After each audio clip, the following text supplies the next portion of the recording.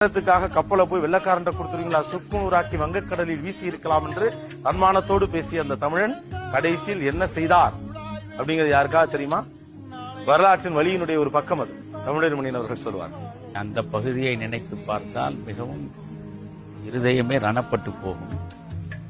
அவர் கடைசி காலத்தில் சிந்தாதிரிப்பேட்டையில் மளிகை கடை வைத்திருந்தார், எண்ணெய் கடை வைத்திருந்தார், பெரம்பூரில் தான் குடியிருந்தார். அவரே சொல்கிறார், வந்த கவிஞர்க்கெல்லாம் மாறியன பண்பொருளை தந்த சிதம்பரன் தாழ்ந்து இன்று சந்தமில் வெண் பாச்சொல்லி பிச்சைக்கு ஓடுகிறான் நாச்சொல்லும் தோலும் நலிந்து என்று. தமிழ் என்று சொல்லிக் கொண்டு வந்தவனுக்கெல்லாம் அள்ளி அள்ளி கொடுத்த கரம் இது.